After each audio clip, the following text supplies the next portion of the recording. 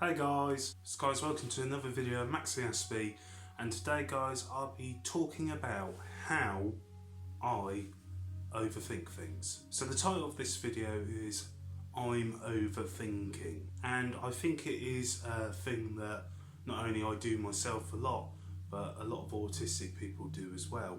I think it's through years of growing up and being in situations where I'm not fully aware of how to act, so then you rely on masking and you rely on other methods to just sort of get you through situations.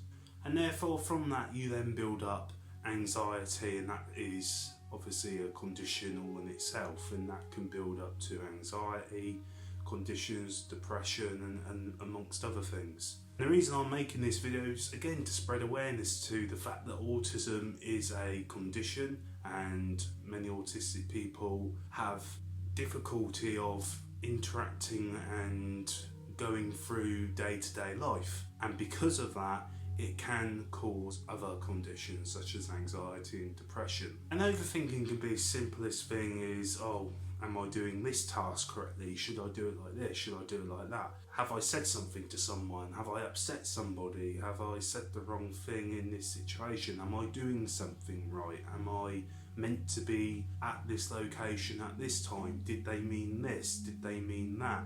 And it's all the time we're just anxious and worried about what has been said or what has been asked of you to do, which is why a lot of people need support in schools, a lot of people need support in employment, and why a lot of autistic people as well can take things literally. I always remember in school a teacher of mine, John Reed, who's now a lecturer at Oxford Brookes University, asked the class to write 1 to 7, and again I took that literally and I wrote 1, 2, 7. I took the task literally, and well, I was the only person in the classroom that did that. But it all stems from overthinking. And today I want to give just some little tips that have helped me manage that overthinking and not overthink too much. So what I always suggest to people is a lot of the time anxiety and worrying stems from the waiting. I believe a lot of it stems from waiting for something to happen or be said. So I always say to people, always hope for the best, expect the worst. So it levels the expectation for you. You're hoping for the best, but if you're let down by something, you expect the worst, and you're not so, it doesn't hit you as hard. So that's the first thing I would say. Another tip I would give is good things do come to those who wait, but if what happens isn't what you want to happen, then what to be is meant to be. And that is always, I think, crucial, especially for autistic people that are doing tests in schools or doing their GCSEs.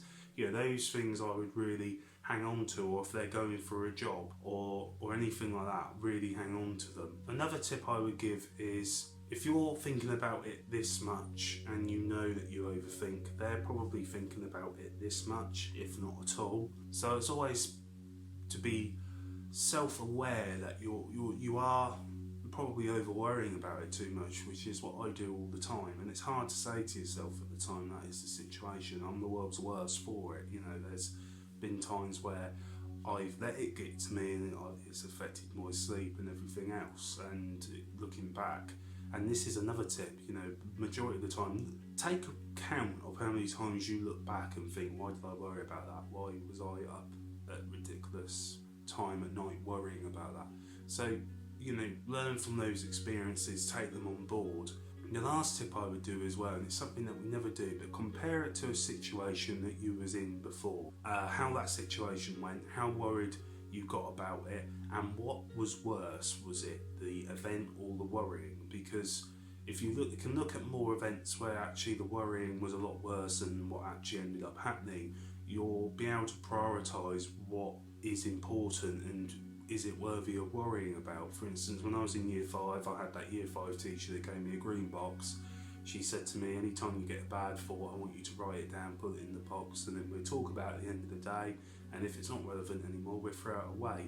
And what it taught me was the amount of times I wrote something down and I was unnecessarily worrying about something that weren't even a concern by the end of the day.